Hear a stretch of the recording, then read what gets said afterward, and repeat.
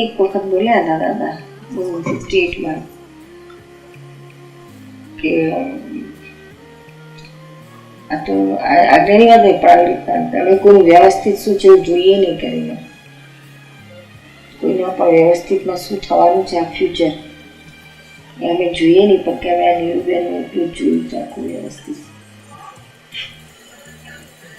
પછી એ પ્રમાણે ગાઈડ કરતા ને એક મહિને દાદા સાથે બરાબર દરરોજ સત્સંગ કર્યો સવાર સાંજ. પછી 2 બહેનો આવ્યા બરોડામાં 68 ની વાત કરું તો પછી દાદા કે છે આ નિવૃત્તા મહિલાઓથી ત્યાં અમારું તો બરોબર કર્યું કે છે, હવે તને કેટલું મળ્યું તું સમજી છું એનું કઈ બતાડ કે છે, આ બહેનો જોડે તું સત્સંગ કર કે છે, એટલે અમને ખબર પડે કે તું બરોબર જાવ તો તને કેટલું એ થયું છે. 1 મહિના પછી દાદા ટેસ્ટ થઈ દીધો. પછી તો આપણે તો દાદા કર્યું એટલે તો ચાલ્યું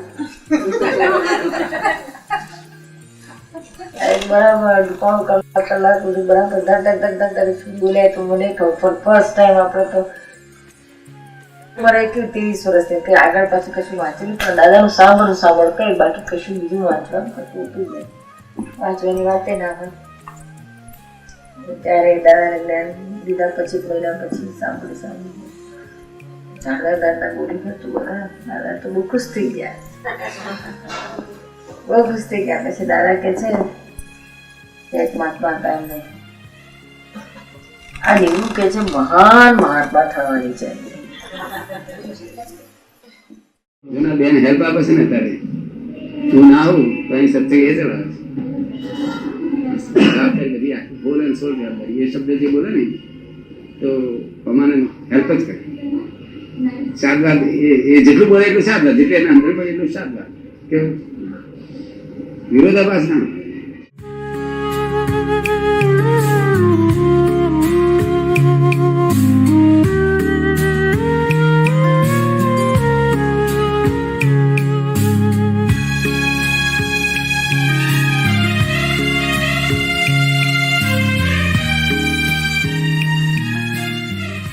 જે મળે દાદાની વાતો કરો એમ ઘરે નીકળી પડ્યા હતા. એકલા જ નહીં, કોઈ હતું નહીં ત્યારે. દાદાના દેવ 15 દાડા વડોદરામાં રહ્યા હતા, પેલું બધા લૌકિક વ્યવહાર પૂરો થાય ત્યાં સુધી. પછી નીકળી પડ્યા. એને નક્કી કર્યું કે સૌ ક્યાં જવું તો કે જ્યાં આપણે કોઈ દાડો દાદા નથી ગયા એ જગ્યાએ પહેલું જવું.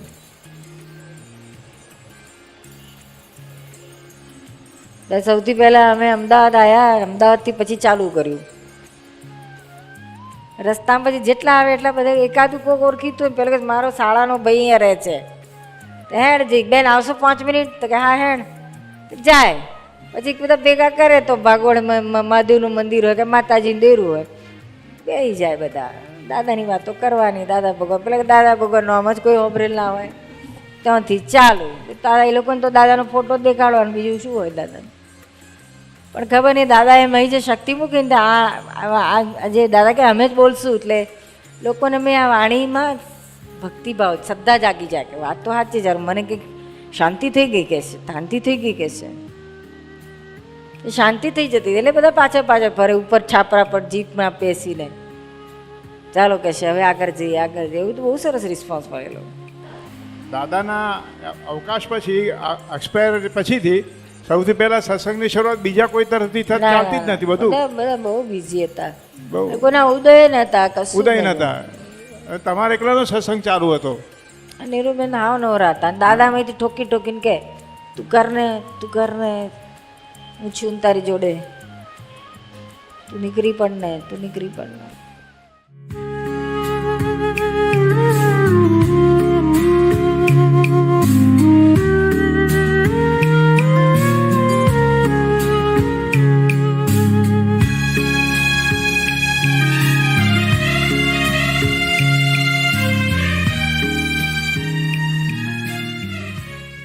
કે આપણે શિબિર કરો, ભાઈ તો સત્સંગ મજા આવે છે. તો મેં શું નારગોલમાં શીખી કરી.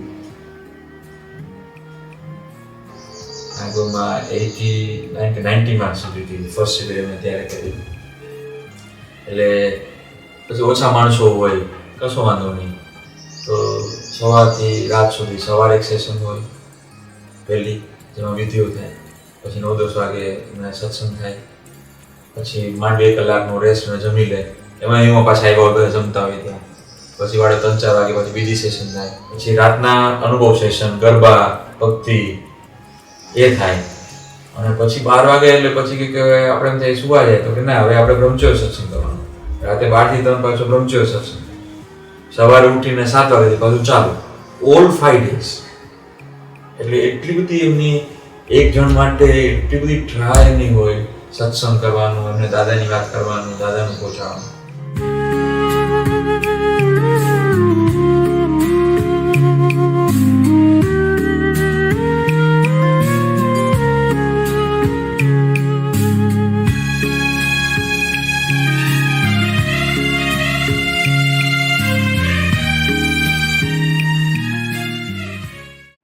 બેન સમજાવી છે કે અત્યારે 300-400 તમારા જૈનો બધા બેઠા ને, તો બેન સમજાવી છે. પટેલની દીકરી છે તોય સમજાવી છે કે તમારા બધા કરતા નોની તોય સમજાવી છે. કારણ કે એને 7 વર્ષ જ્ઞાની પુરુષના ચરણ ધોઈને પીતા, અખંડ સેવા જેવી એનો ભાવ રાખે. એનું ફળ તો મળે ને, નહીં મોક્ષ જ વર્ત્યા કરે. પછી શું બીજી વાત કરે જ નહીં. અને દાદાની કૃપા જબરજસ્ત મળેલી છે. શું જબરજસ્ત મળેલી છે. એ કૃપા જ કામ કરે છે. આ બધા લોકોને વાણીનો જે દાદાની કૃપાએ કહ્યું, આશીર્વાદ આપીને કહ્યું હતું, ત્યારે સિદ્ધિ આપીએ સત્સંગ કરવાની, ગામે ગામ જવાની, ત્યારે ખાસ કહ્યું હતું કે આ અમે અમારી સિદ્ધિ મૂકીએ છીએ તમારીમાં. દીપકભાઈને સેમ કહ્યું હતું, તમારીમાંથી દાદા ભગવાન જ બોલશે. તમારે હવે ખાલી દાદા ભગવાનને પ્રાર્થના કરીને વિધિ કરીને સત્સંગમાં બોલવાનું જ બસ. એના માટે એમને ચાલુ કરી દીધેલું, ત્યાંથી જ વિધિ કરાવીને પછી સત્સંગ કરવા બેસાડે. તો તમારે ખાલી મેં ઉપયોગ એ ગોઠવવાનો કે મેં દાદા ભગવાન બોલે છે ને હું સાંભળું છું. બધા સાંભળ્યું, તમારે સાંભળવાનું. એમ કરતાં કરતાં તમારી પૂર્ણાહુતિ થશે કે છે. એવી દાદાની આ દ્રષ્ટિ અને આ સિદ્ધિનું આ એના આધારે જ આજે નીકળે છે. એવી કે નિરૂબેનની શક્તિ નથી ને પાત્રતાય નથી, છતાંય વાણી જે નીકળે છે એમનું કૃપાનું ફળ છે. શું કે જેને આધારે લોકોને ઘણો બધો ફાયદો થાય છે. કેટલા હજારો લોકોને શાંતિ થઈ જાય છે.